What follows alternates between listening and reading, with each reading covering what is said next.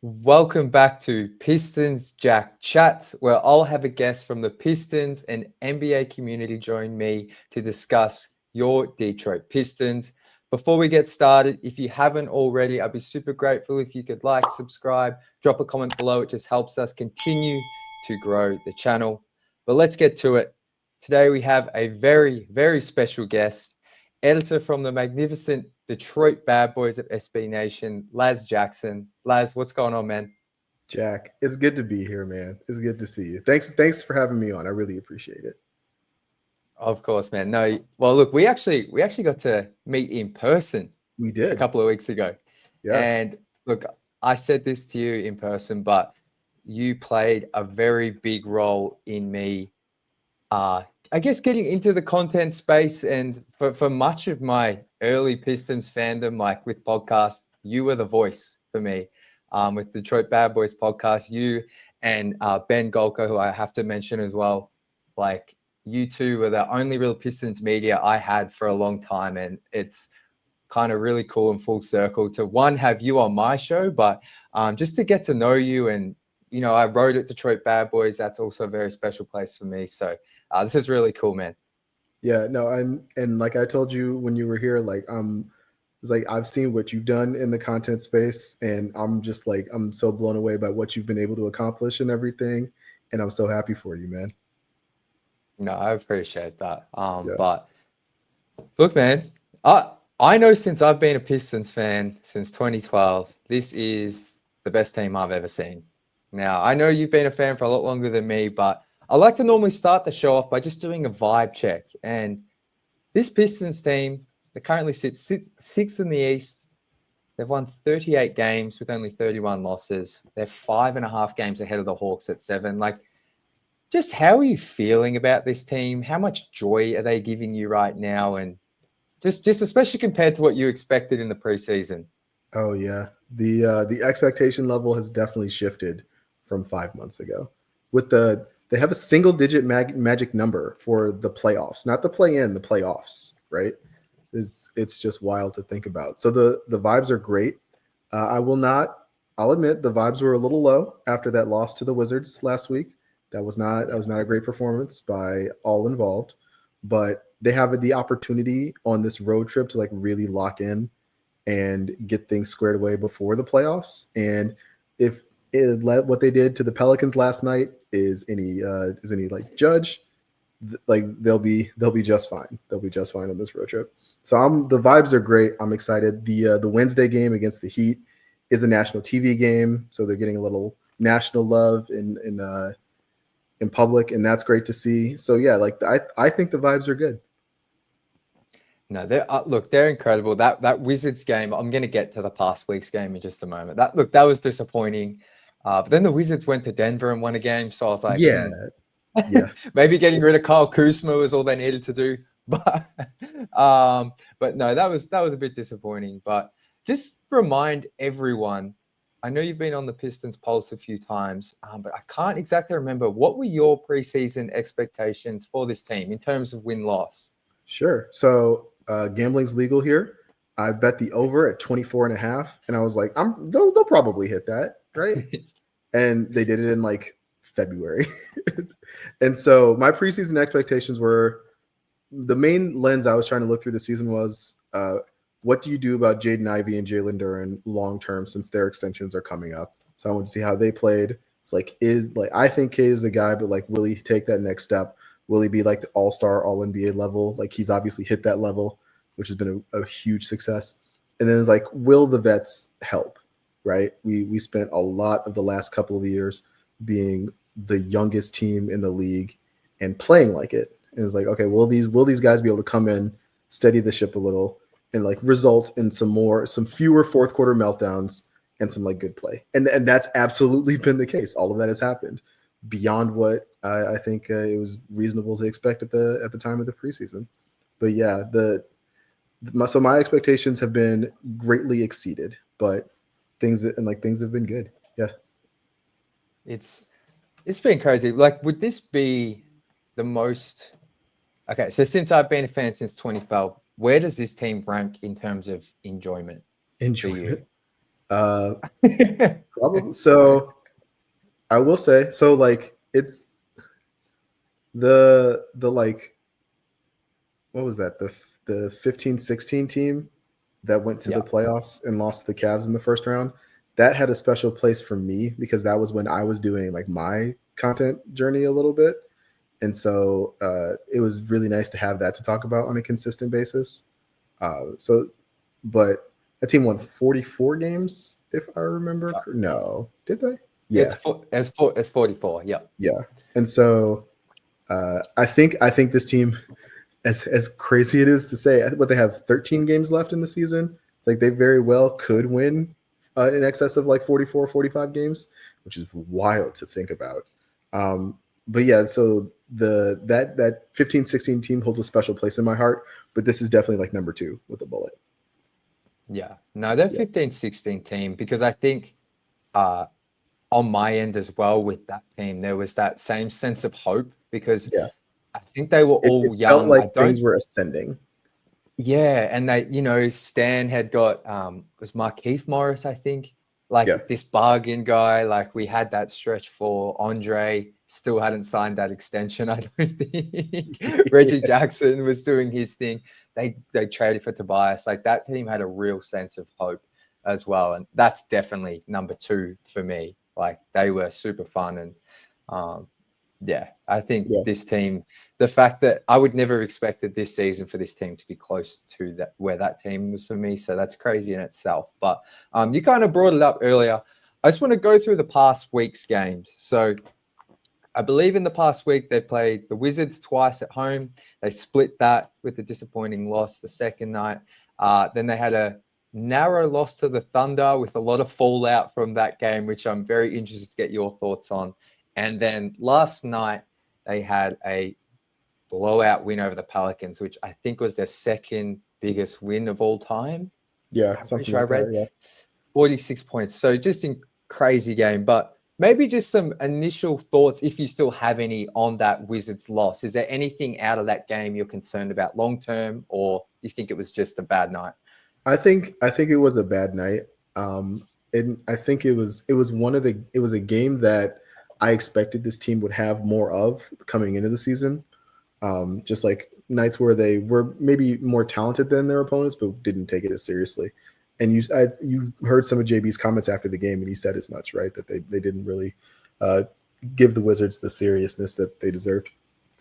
But the thing that I was most pleased to see in New Orleans was like the return of Cade's 3-pointer. I believe he was, I think they said on the broadcast, he was 0 of 11 in his last 3 games from 3. And so to see him kind of return to form from the perimeter was much appreciated. His outside shot and his pull-up ability has been a big part of why he's been so successful this year. It's expanded the game. It's expanded his passing ability, and it was one of the things I was looking for coming into the season. So and it's tough to score 25 points a game and be the key to the engine of the team if you can't make threes, right? So I was glad to see that he was able to knock down some shots. Yeah, for sure. And I want to get your thoughts on the OKC game. So I think the Pistons ended up losing by 6 points. Shea scored 48. 48, yeah. But almost like the biggest story out of the night was the Pistons towards the end of the third quarter picking up. Like they got 5 technicals in that quarter. Cade got ejected, and we all know what happened. You can go watch JB's post-game press conference. I guess I do have a question. I'll ask. Maybe just what were your thoughts on that game and what kind of transpired first? Yeah, so that was a good game. I expected it to be closer than people were thinking coming in, especially once OKC sat Chet and Jalen Williams. But I can see why teams get frustrated playing OKC. OKC plays with a level of physicality and like just ability to swarm people on defense that's uncommon in the NBA. It's like it's why they're one of the best defenses in the league.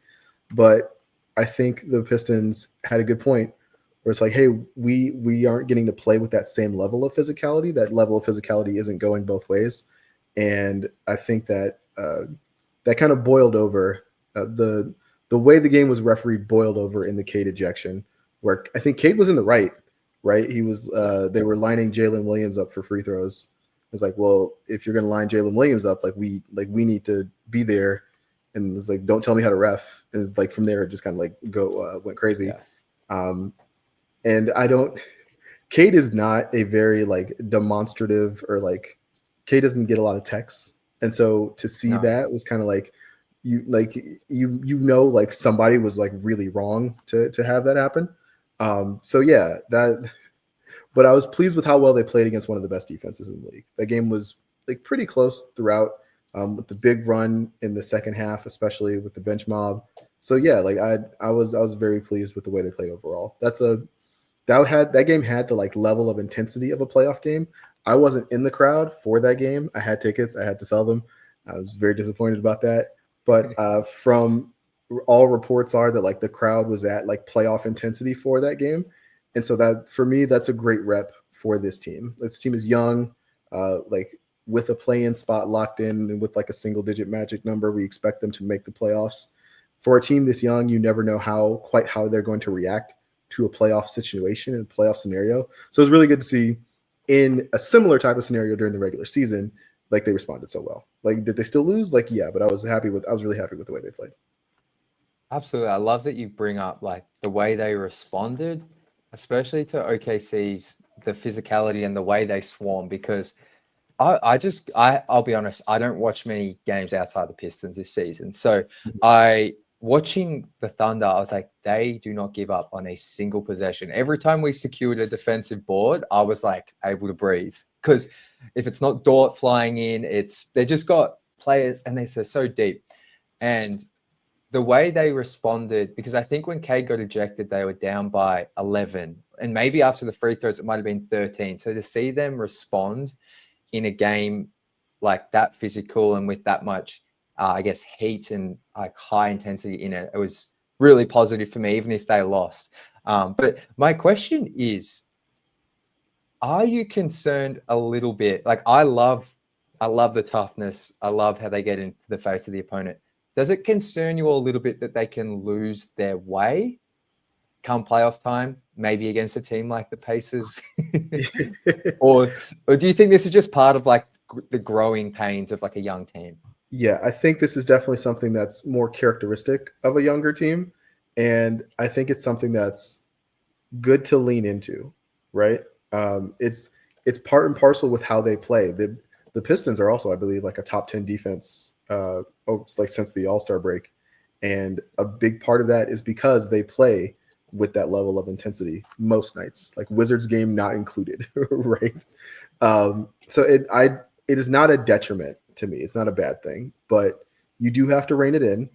And I think it's something that definitely plays better at home than on the road, right? The Pistons have been a very good road team this year, but like in a playoff series, you again, with the heightened intensity of things, you really want to be more in control of the situation and like of the tone and tenor of the game, like on the road. Does that make sense? Yeah. Yeah. No, definitely. And I guess like that's what I kind of was pleased with in that OKC game, that they were able to steer the ship back in the right way. But I can definitely see like if that was on the road, yeah, you never know, especially with like exactly with OKC's crowd. But no, I think the intention is always right, and it's definitely a big driver for why this team's had the success they have. I think I'm so scared about if they play the Pacers in Indiana, what can happen there. Maybe that's just where it's coming from. Yeah, the Pacers have been a real thorn in the sides. I'm like, I don't know if this makes me weird, but I'm hoping for the Knicks matchup. They've played really well at MSG so far this year. I think playing the Knicks competitively and even like up to beating the Knicks in a playoff series gets you a level of national spotlight that like playing the Bucks or the Pacers like really well over 7 games like doesn't, right? And so I'm hoping for the Knicks matchup. You've echoed my thoughts. I was going to ask you later about your playoff prediction or who you would like, but everything you just said about the Knicks is exactly why I want the Knicks. I think they'll have a certain confidence against them. that they've beaten them at MSG twice. I'm not saying they'll do that in the playoffs, but I think they go in with the most confidence against that team. And I love the national media point you bring up, like that you're going to be on TNT or ESPN. You won't be on NBA TV. Nope. The Pacers Pistons rivalry will be fun, but I'm not going to lie, just for this season alone, I'm a little bit worried about them on the road in Indiana. It would still be awesome, but there's something about that team that even as me as a fan, they get me riled up in a way I don't like feeling. Yeah. And like the Pacers and Pistons is much easier to put on NBA TV on a Saturday, right? Absolutely. So there's that. But yeah, I also, so the way I would stack rank the playoff matchups that in terms of desirability, it would be like Knicks, Pacers, Bucks though. The Bucks are a really bad matchup for the Pistons. I attended that final NBA Cup game against the Bucks where they just walked all over us. That was not a fun experience, and they've never had an answer for Giannis that I've liked. Like Stu has been their best answer, but I don't. Like, Giannis is just so strong and so physically gifted and so talented. He's unveiled the mid-range jumper this season, which has been a wild development, and they've just never been quite able to like crack the code that is the Milwaukee Bucks. So I would prefer to avoid them if possible in the playoffs. Absolutely. And I've seen you tweet about this and probably even write about it, but Brook Lopez, just that man, I don't know what it is. Like, even in, like, I think he's like 36 now. He's still just, him in the paint, protecting the rim, and him shooting threes scares the living daylights out of me for some reason. But yeah, Giannis as well. Like, the thing with Stu is I absolutely love Stu. We're going to talk about him a little bit later, but at the end of the day, like, if you're going to put him on Giannis the whole game, then it's like, how does that work with the rotation? It's just a tricky fit with his offensive game as well. So yeah, Giannis against the Pistons. Yeah, it's something you would want to avoid. But I'm with you. If I had to ask you right now, say the playoffs started tomorrow and they are playing the Knicks, what would your prediction be for that series in terms of how many games? I would say it would go 7 games. I think they go 7. I think really? The Knicks have been playing better than I expected them to play in the wake of the Brunson injury. They had a really good game against the Warriors the other night. That was very entertaining. But defensively, they've like really slipped over the course of the season in a way that makes me think that they're vulnerable on that end, especially for like a Cade-led offense. You can run a lot of pick and rolls at Cat and have success doing that. So I would think that series goes 7. I think like both teams in that series are capable of winning on the road. It's like no predictions. I would just be happy to get to a 7th game. Having a game 7 in MSG is like, that'd be an experience to attend. But yeah, I would say that series would probably go 7 games. Yeah, I want the Knicks. I think 6 or 7 games is where I would go. I think that would be incredible. Just being at MSG in the playoffs, like that experience for those guys, the players, but also just us as fans getting like, man, so we've only ever played like the Bucks and Cavs in the last 15 years. Like playing at MSG is something different, but even LCA would be incredible. And would you get playoff tickets with your season tickets, or does it all change? So actually, my ticket rep has emailed me within the last week and was like, "Hey, if you get season tickets for next year, you get priority for playoff tickets." And that was obviously very interesting, but I haven't committed to it yet. But I will definitely be in the building for any and all Pistons playoff game. Maybe not all, but definitely at least a couple of Pistons playoff games. I love it because I feel like have you been in North Carolina for the past? Since I've known you. Yeah, I was in North Carolina for about a decade. I moved back to Michigan in August of last year, and I've been here ever since. Got you. No, I mean, you've got some good seats. I'll tell you that for free. I sat right in front of you for you walked past me, and I was like, "Oh, hey, it's Jack." Those are incredible seats. So, like on that, because you're right in the middle. But no, well, I don't know. I don't know if I'll be there in the playoffs, so we'll see. If I am, I'm definitely I coming to mean, say you what's you up. have connections with the Pistons now after you did your world tour. I'm sure they'd be willing to make something happen. We'll see what happens. But man, the atmosphere just for the games I was at was crazy. Like it was electric, especially that Boston's game. But Yeah. moving on, Laz. Topic of today's show is how many Pistons can win NBA awards this season or be featured in NBA awards. So I want to go through some players here and some potential awards and selections they could be up for, and kind of have to start with Cade Cunningham. I think for most of us, we wanted to see him right in the mix for that all-star conversation ahead of this season. Make us feel like that you're the guy. I think we all believe it, but show us you're a guy that can lead us to being on a play-in trajectory for this season and be right in the all-star conversation and potentially make your first all-star team. He's done all of that. He's averaging 25, basically, if we round up, 26 points, 9 assists, 46% from the field, all career highs. You mentioned like the pull-up three, although he's struggled a little bit in the past few weeks, has still been a really big driver for his success on offense. Those are just some of the stats. It feels like he's a lock to be an all-NBA player. It's just a matter of whether it's second or third team. Which team do you think he ends up on? So it's my barometer for how these conversations are going are the now weekly Sunday podcasts with Bill Simmons and Ryan Russillo. And so far, like Cade has been very solidly second team All NBA in those conversations.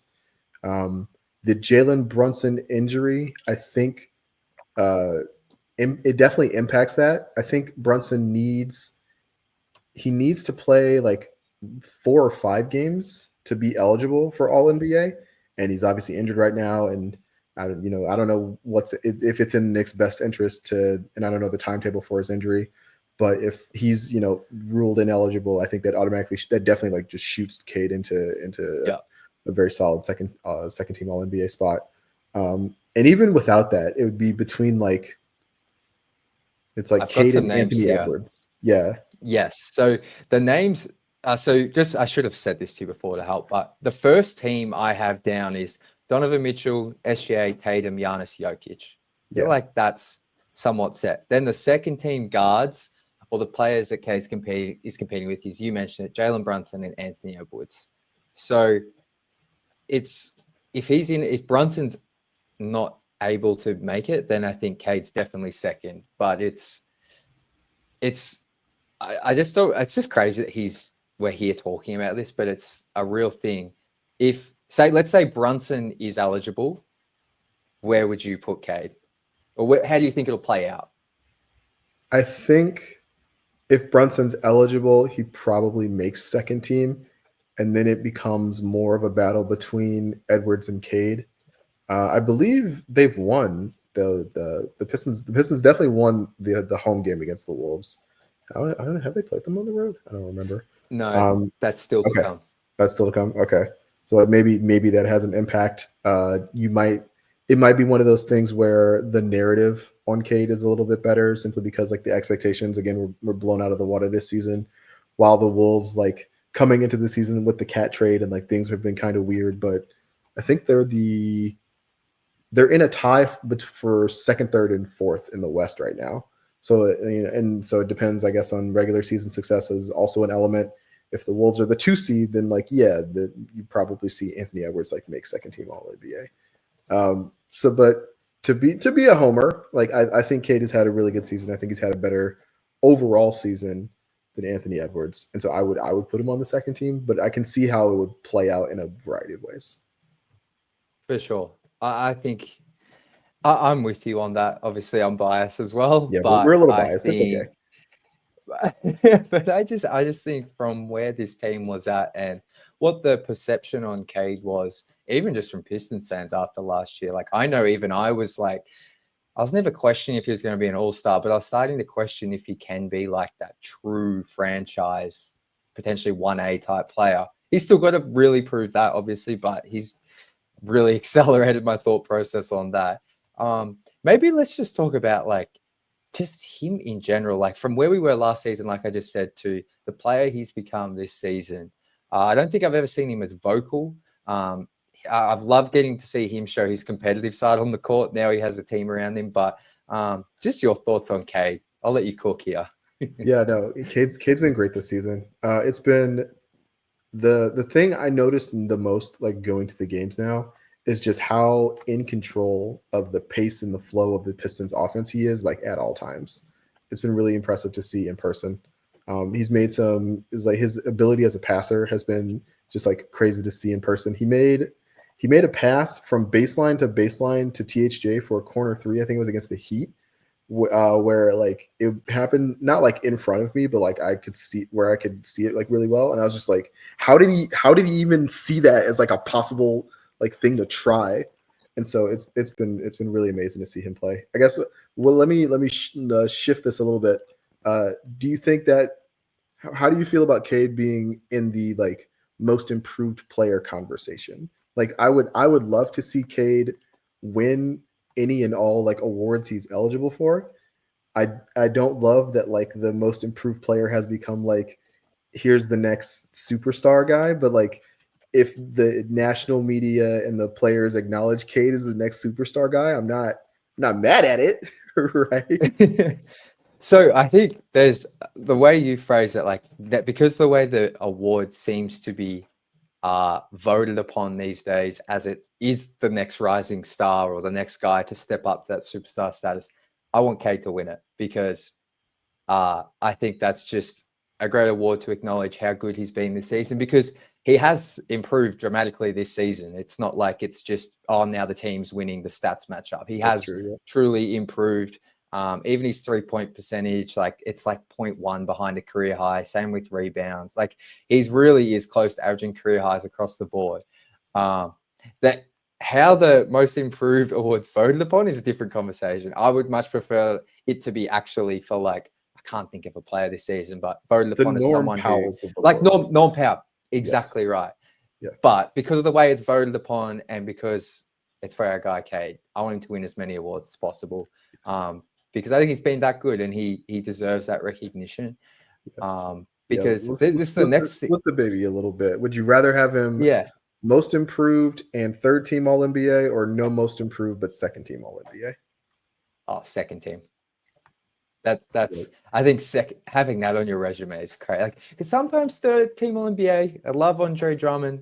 He's got a third team All NBA to his name. So I think if you're in that top 10, there's something very special about that. So I would take that. But what would you go with? I agree with you. And like Julius Randle has some like third team All NBAs. It's like there's a line. There's a line in between second and third team All NBA. And like I would also much prefer him be named second team.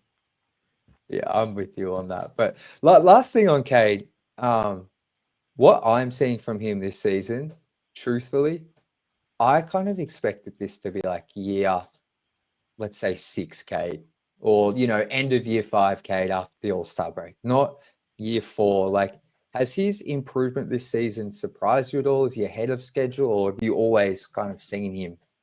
No, this is definitely on schedule for what I was imagining, and it's not, to me, it's not a coincidence that as soon as the roster construction like better matched his skill set, we were able to see like this increase in production and like an increase in the level of play. To me, like especially the thing that I noticed the most is just like for his first 3 years, he averaged like 6 or 7 assists a game, and he was always a much better passer than that to me. And now seeing him, he's hovering at the 9s, but he's like top 3 or 4 in the league in assists for the year. And to me, like that was always kind of where I placed him, or I placed his potential. It's like one of the best passers in the league, and a guy who can create enough of his own offense to like really be the hub of the team. And like, so this is kind of fulfilling the vision I kind of always had for him. For me, the next like the year 6 Cade would be like a much better pull-up 3-point shooter.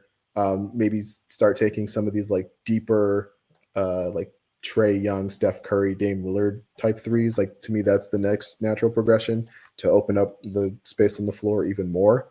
And a little bit better finishing at the rim. Like couldn't go amiss either.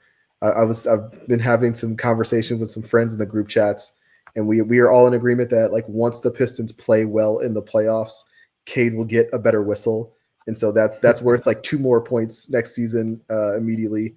And so yeah, that. But yeah, to answer your question, like this is kind of the track I had Cade on like mentally. Yeah. No, that's very fair. I think I was maybe just a bit scarred from last season, Who could truly. blame you? Last season, like I was so mentally drained that I was looking at even this young core in a way which seems crazy now, but it's it's been an incredible season. And the next person I want to talk about is another person who's been a key part of that, and that's JB Biggerstaff and the Coach of the Year race. So some numbers here for you. So the Pistons, as of today, have already improved by 24 games in the win column. They're currently the 6th seed. They have won 30, and we've still got 13 to play. They're currently 38 and 31. On the season, the whole season itself, they have the 15th ranked offense, the 11th best defense, and have the 11th net rating. In 2025, so a 37 game sample size, they have the number 1 ranked defense, the 11th offense, and the 3rd best net rating at plus 7.1. And on top of that, it feels like the way the roster's being used, the rotation, for the most part, players are developing and things are just meshing very nicely. Before we get into the Coach of the Year race, just your thoughts on JB's season as coach thus far. Yeah, I love the job JB has done this season. I loved how he's played the rotations kind of from start to finish. He's been kind of in experimental mode, like tweaking stuff. I think the like quote unquote like worst period of coaching I thought he was doing was when he was after the Jaden Ivey injury and before the Dennis Schroeder trade. He was forced to play a lot of Marcus Sasser, and I could see like a lot of manipulation of the offense to try and like float during those bench lineups. That was tough. But getting a real point guard in there, I think, really helped solve things. There's a lot of manufactured like sets for Malik Beasley that I wasn't in love with, especially since like I felt like defenses knew it was coming. But like being able to have a real point guard in there definitely helped them. He's surprisingly good at challenges. This is something that's been pointed out to me on social media. Is like he's won like 60% of his challenges or something crazy. It felt like every time last year they challenged something, it was like the wrong timing and they lose. So it's just like what are we even doing here? I love the way he's got them playing focused defensively. You just read the stats in the calendar year 2025, but even when they were like 11 and 17 and playing to like where we thought they would in the preseason, he really had them honed in on defense in a way that was like very noticeable and that I really appreciated. And he's come up with, they've had some like, so I'm a little biased, but like they've come up with some really nice sets to get some good offense in the clutch. I think in particular of the Miami game where Spo called the timeout in frustration to win. I was at that game. The atmosphere was a great atmosphere. I think that was an NBA Cup game, and just like there was no going into that possession. I had no thought that like we would get a shot that clean, right? And so to see, and that happened like that's happened more than once this season, right? That's happened multiple times this season where they've been both put in a position to succeed and executed like in a manner that helped them succeed, which is is a sign of good coaching to me. So yeah, I think JB absolutely has a shot at Coach of the Year. I believe he has like the 2nd or 3rd best odds on like whatever your gambling site of choice is. But I think he probably won't win. I think he'll probably go to Atkinson in Cleveland just because like they're going to win 65 games, and that's kind of a big deal. Yeah, and like I thought for a slither there he actually might have a real chance, but then the Cavs have now had 2 15-game winning streaks. I know I think the Magic ended that the other night, but it does feel like it is Kenny's award to lose now. But I love what you brought up there about the executing on sets, because I think the very next game after that Miami one was when they drew up the play for Ron Holland in Milwaukee, and he obviously missed the free throw. So it's like, I wasn't expecting JB, just from things I'd maybe heard from Cavs fans, to be someone, and I don't think he's perfect offensively, but just to see that kind of execution is not something I'm kind of used to Pistons basketball recently. So no, and everything else you said, I couldn't agree more. I love the way he's managed Ron Holland as a rookie. I think Ron's come at a perfect time for this team. I'd be a bit scared about Ron Holland on last year's team or the team before, with a lot of usage and responsibility. But I think he's just done such a fantastic job. And, he's completely blown me away with where this team's gone. And like, just defensively, like I feel like in the off season with fans I would talk to and the occasional podcast I was on, it was like, okay, this team's going to be geared offensively with their roster. Now I'm like, I don't know why I thought that, but the fact that they're a top 10 or 11 defense overall and been so good in the past 30 games, I don't know. Does that surprise you? Like, because it's one thing to be a defensive minded coach, but to be able to bring the team together like this has surprised me. Yeah, it's definitely been a surprise, but to me, it lines up the team's defensive improvement lines up really nicely with the return of Asar Thompson, who I know it seems like a long time ago, but he didn't play like the first 15 or so games of the season, and he's just been a terror on defense. And having even one guy who's that impactful on the perimeter has been really beneficial for like Jalen Duren in particular on defense. And we're seeing a level of like one of the things I was really looking for from Duren this year was like how he attacked his defensive like mindset, right? I've been on Pistons Pulse. I've talked about his positional like fluctuations. He's actually cleaned a lot of that up lately, so I've been really happy with that. He's blocking more shots. He's starting to be more solid and impact the game defensively in a way that like I really wanted to see coming into the season. And I think you have to attribute a lot of that to coaching, because I remember what he was like last season and it wasn't this, right? Last season he had me down bad, especially the way he ended the season, just some of the effort and the motor. I think that was one of the biggest concerns, but yeah, I think it's fair to attribute most of it to the coaching, because earlier in the season, I think the minutes between him and Stu have now shifted towards JD getting more, but earlier in the season, it was like an even split, and sometimes Stu was playing more. They were better when Stu was on the floor a lot of the times.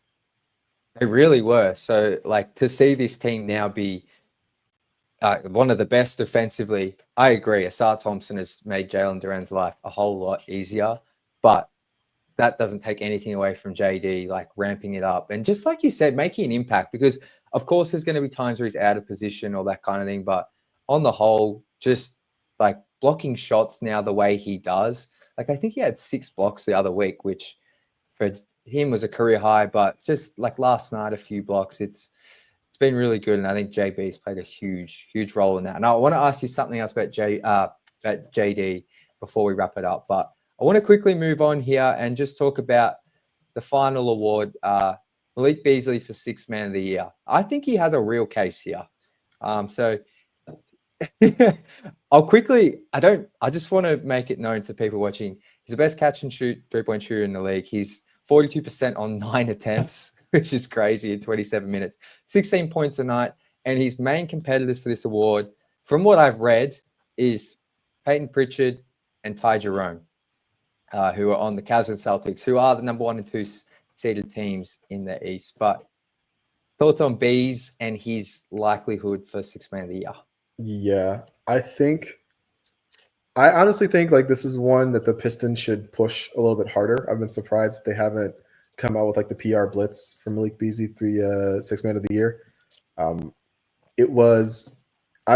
One of the things I noticed right away was Beasley's impact, like as a veteran on the team, the way he settled down the young guys, the way he like was always talking to Jaden and Cade about like what about like what they were doing offensively, the way he was like always on the bench, like getting guys ready, like hyping guys up. The relationship you can see that he has with like some of the rookies that comes through in like the social media posts that the Pistons put out. It's like you can see like he makes a even like not neglecting his on court contributions or like what he brings to the offense or the fact that like he's having a ridiculously good shooting season, but just like his presence has been like much appreciated for this team. And then like yeah, you mentioned he goes 4 of 9 from 3 every night. It feels like, and he's had moments that were even better than that. I think about the Philly game where he had like 38 points and just like couldn't miss. Yeah, it to me it makes a lot of sense that he should be sixth man of the year. Like I know Peyton Pritchard is a really good player. I feel like all the Celtics offensive numbers are juiced a little bit. That's my personal opinion. And Ty Jerome, Ty Jerome's been he's been really good this year. It's been really odd because it's been really frustrating to watch because like nothing Ty Jerome does like seems like it should work, but it always does. So, like I know this guy is really good, but man, like how is he doing this? But it all works, and he's a great player, and I mean to denigrate him, but yeah, I think aside from like Cade All NBA, like this is the Pistons' best shot in terms of like awards, in terms of like actually winning. Is Malik Beasley for sixth man of the year? I think so as well. And like another player who was in the conversation was DeAndre Hunter, but I think when he was with the Hawks, but he's been starting now for the Cavs, hasn't he? So yeah, I don't think that's much of a case anymore. But yeah, Beasley's been incredible. I love how you brought up there the impact he's had on the young guys because like you brought it up before, like when they were like 10 and 16, 11 and 17, or even earlier in the season when they were like 1 and 6 or whatever it was, he was always there keeping the vibes up and ensuring guys like Cade, JD, they know they're on the right track. Like this isn't going to go like last season. Like we're here. Like and it is the stuff like him posting on social media. Like I actually think that has an impact. Like on Instagram, like geeing up his guys, putting like just making sure they're getting attention they deserve. Like he's been.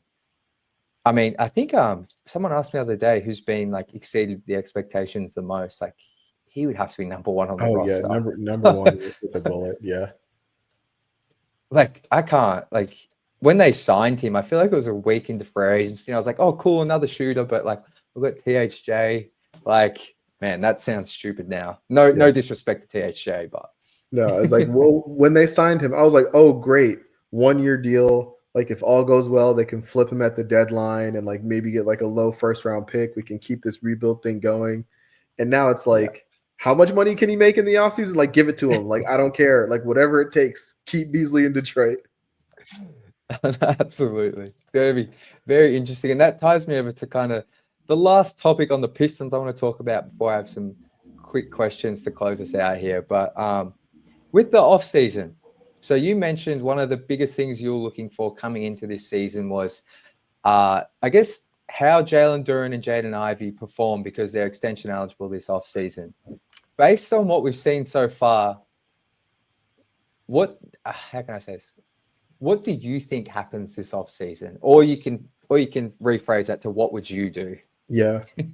I think both guys get the extensions that they're looking for. I think again the vibes are so good that I think it's in the team's best interest to kind of keep the band together for the most part. You might get a slight discount on Jaden Ivey's extension because of the injury he suffered, and I've seen the social media posts. Like I've seen him shooting at the practice facility and stuff. I don't expect him to return this season. And like if he does, it's a pleasant surprise. Don't get me wrong, but I'm not factoring his contributions like on the court into the rest of the season. But even before he was injured, I think he showed enough. He showed development as a shooter. He was, I think, starting to learn how to like orient himself more as a point guard when the non-Cade minutes. I think he did a pretty good job with that. And so like I would extend both of them. And I talked a little bit about Duren and his progression on defense, and that was the main thing that I was looking to see. That's the thing that's definitely like tipped the scales for me, because even a couple months ago, I was like, yeah, it's still, I don't know, I'd make him like go find it on the open market and then match. And now I think you can pretty solidly say like, no, this guy's this guy's improvement on defense over the last like 30 games has let us know that like he's a very important part of this team long term. Yeah, I agree. He like specifically on JD, like his play the past 2.5 months. Like I was very much in the camp of, like you said, let it go to restricted and see what happens there. But it feels like, for what it's worth as well, like him and Cade are the like closest. Like those two have a really good bond. Like you would have seen it in shoot arounds. Like they're always together an hour before the game on the court. And I think that's on purpose. So not that you fully just extend a guy because of his relationship with your star player, but I think it's a little bit of a factor. And with how good he's been playing, yeah. And then Jaden Ivey, like you said, I think you can get a discount. Do you have any other thoughts on Ivey's season? You kind of mentioned like him figuring out his spots a little bit better, but this was a guy that shot 40% from three in the end on, I think, over 5 attempts. Just a minute or two on his season. Yeah, no, he had a really good season in my mind. The pace of play was the thing I was looking for the most. The 3-point shooting, especially as like a catch and shoot player, was like really great to see. I think they still at times miss, like the team does a really good job pushing the pace and keeping the pace high. They do a really good job turning teams over and turning those into transition points. But they're like his ability and his athleticism to do that just kind of like bumps that up to 11. And I still think they like miss that like go button at times. But yeah, he was very impressive to me this season, and I'd be very happy to have him back on the team next year. Absolutely. I'm with you on that.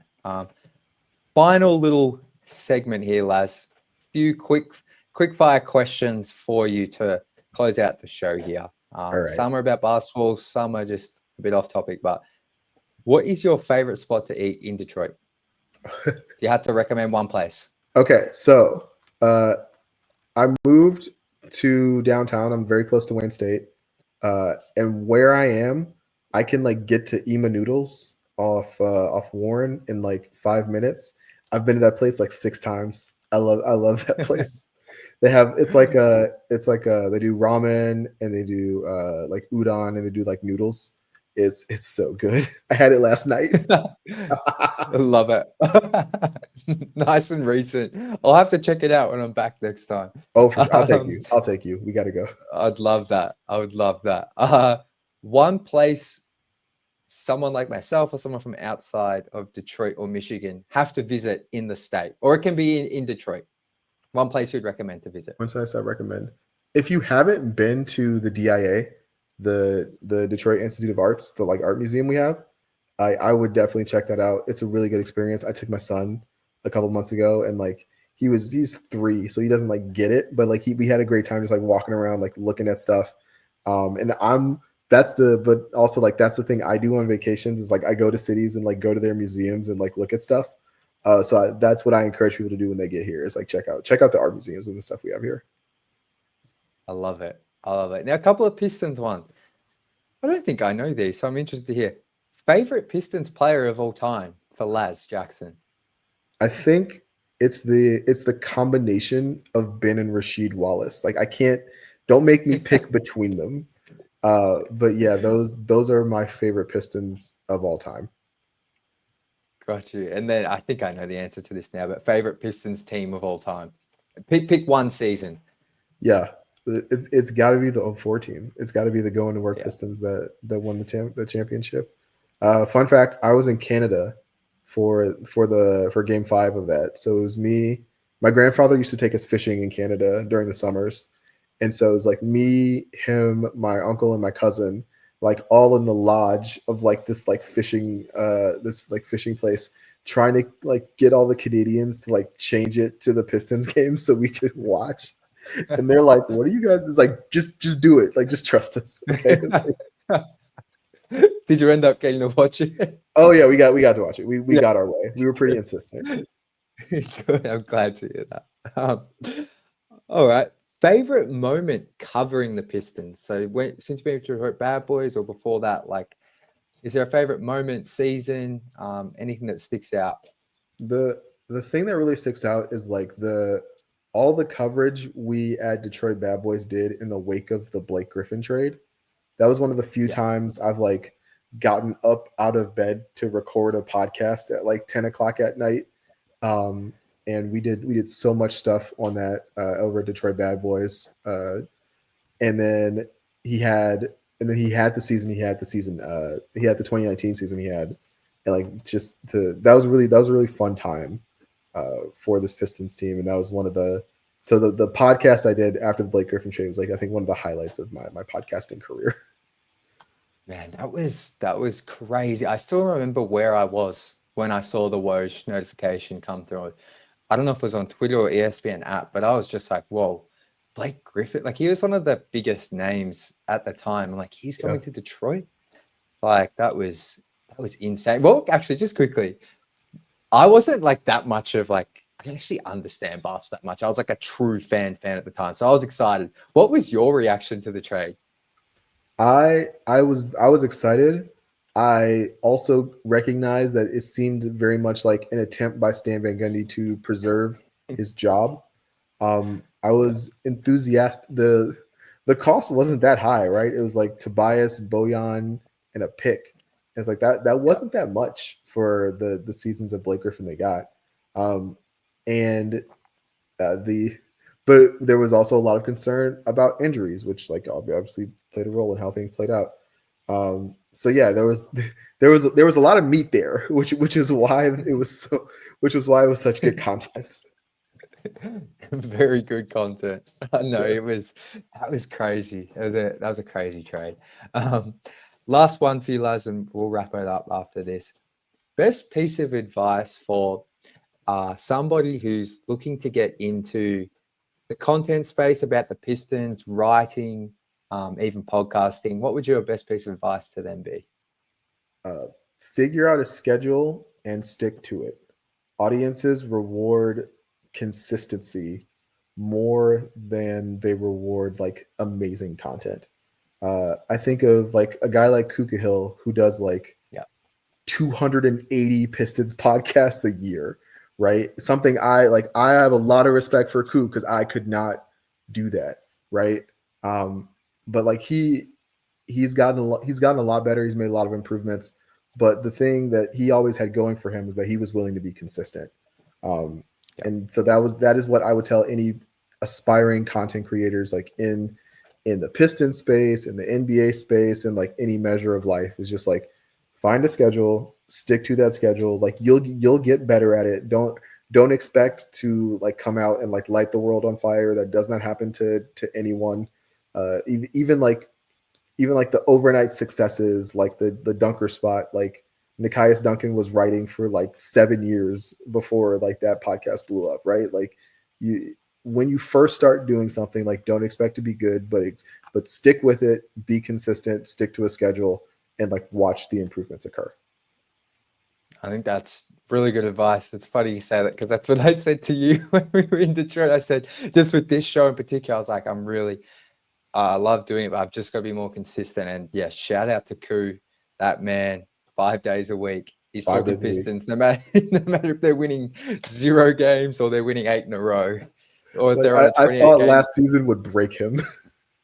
Same. I say to him, I'm like, during that losing streak, I was like counting down the hours for your podcast to drop because I just like I knew he was going to come in hot. He really helped me, and I've told him that, and I think a lot of people feel that way. But like the consistency thing is so key. So I think that's awesome advice for anyone that's watching. But Laz, thanks so much for joining me today, man. Absolute pleasure to have you on. We'll definitely have you back on if you have the time. Tell the people where they can find you and everything you've got going on or upcoming. No, thank you, Jack, for having me on. I really appreciate it. It was really great to meet you in person in Detroit, and I do hope that you're able to work something out for the playoffs and you can come back. But whenever you're back, we'll hang out and we'll do some more stuff. As for me and my socials, you can follow me on X at Last Chance. Follow me on Blue Sky also as Last Chance. I try to post on Blue Sky more often. It's trying to rewire like 12 years of muscle memory to post on Blue Sky, but I still like to do it on occasion. And then just follow the crew at Detroit Bad Boys. That's still the best place for Pistons content from a writing perspective, like on the internet. It's still the place, like I still open that place up every morning, and that's where I go to get my Pistons news. So yeah, check that out. Absolutely. And we'll have links below for Laz's social pages and obviously Detroit Bad Boys as well. Echo everything you say about that place. I absolutely love all the written work they do. And Laz, I hope we get you behind a podcast mic sometime in the near future. But we'll see what happens there. We'll see what happens there. We need more Laz Jackson on the podcast space. But we'll definitely have you back here. Thank you so much, Laz. Thank you so much, everyone, for watching. That's going to do it for today's show. Until next week, as always, go Pistons. Thanks so much for watching. Please like, subscribe, and drop a comment below.